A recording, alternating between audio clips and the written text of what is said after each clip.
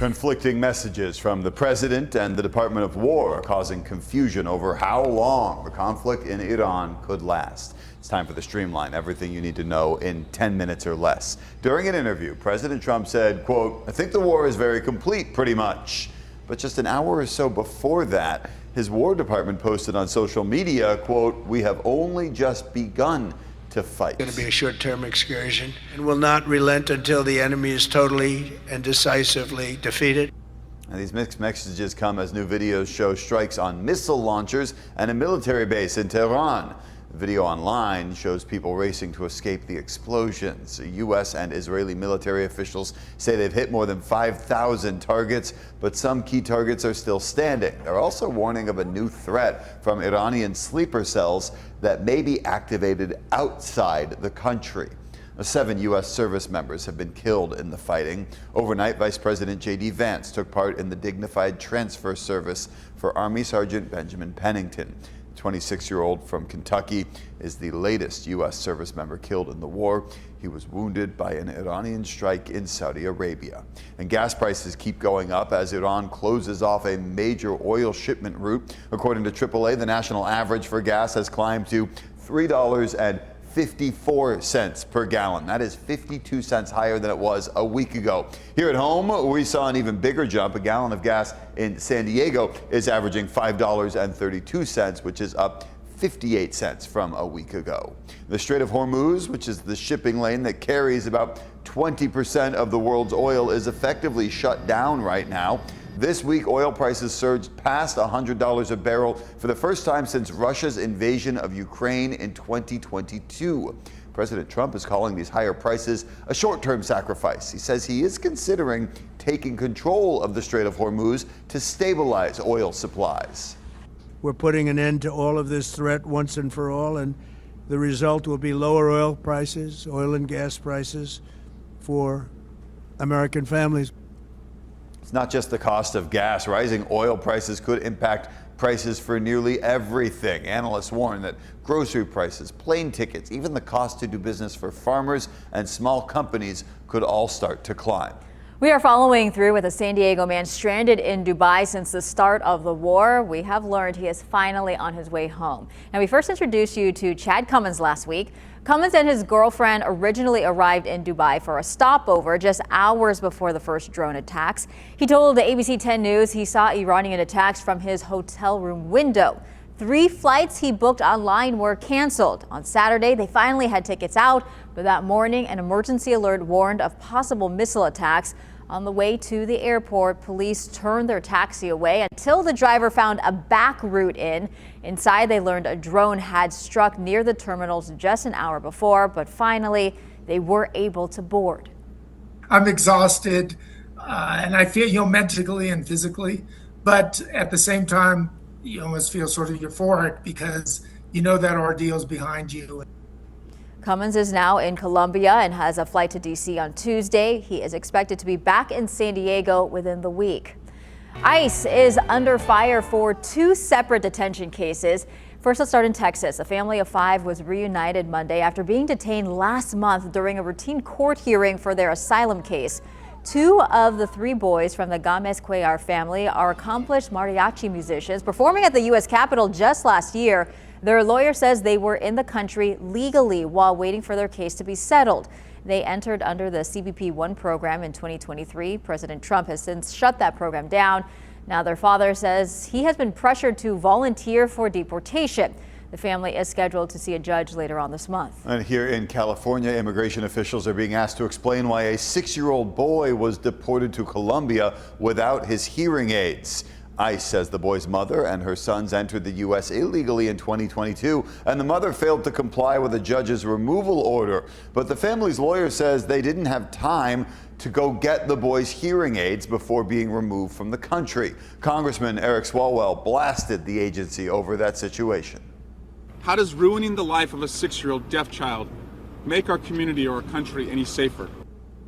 ICE has not addressed why that child was deported without his hearing aids. A San Diego school also faces questions this morning after a local activist ran onto campus while trying to avoid federal immigration agents. ABC 10 News reporter Karina Vargas shows us the video of the incident, which appears to show the man being let into King Chavez High School by the school's principal. Hey, can you let me in? They're trying to grab me. This is the moment caught on camera when Arturo Gonzalez, a local activist known on social media for posting about immigration enforcement activity, ran into King Chavez High School last week after being chased by federal agents. Can you just back off? I need to keep kids safe. Yes. In the video, you can hear when school officials tell Gonzalez to back up.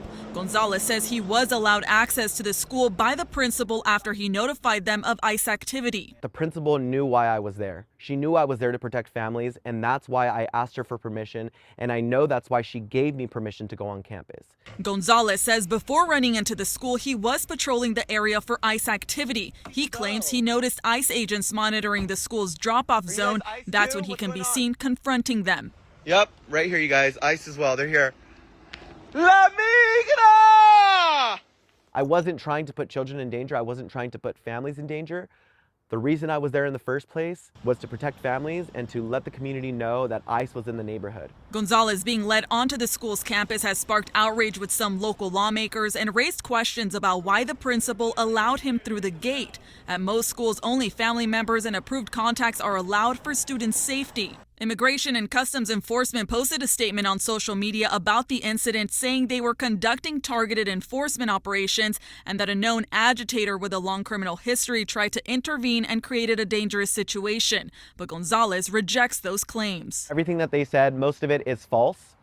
I have never in my life assaulted someone with a deadly weapon. I do not know where they got that from. ABC 10 News did some digging and we found that Gonzalez does have 2 misdemeanor offenses, but we were unable to verify some of the claims ICE is making. I did reach out to ICE for comment as well as a high school. We have not heard back. Karina Vargas, ABC 10 News. As technology advances and evolves, a local union says there's a huge demand for electricians in San Diego right now.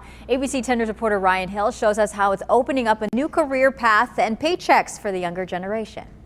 It all boils down to like me taking a leap of faith. It's never too late to start something new or learn something new. That's what Sean Barton is doing in some of these classrooms at the San Diego and Imperial County's Electrical Training Institute. I mean, walking out with not only 1 but 2 state certifications where I can take my knowledge here and work anywhere internationally with our brotherhood is a pretty cool opportunity. Sean's in the Joint Labor Management Apprenticeship Program at the Institute. This next big boom, I feel, should be with the trades. We're taking in record numbers, both at the Union Hall and at the apprenticeship. So huge demand for electricians right now in San Diego. Jeremy Abrams is with the IBEW 569, which owns and operates the institute with the National Electrical Contractors Association. He tells me they're seeing more and more people applying to learn the trade here at the institute. So right now, with not only renewable energy, solar, battery storage projects, but with data centers coming down the pipe, right?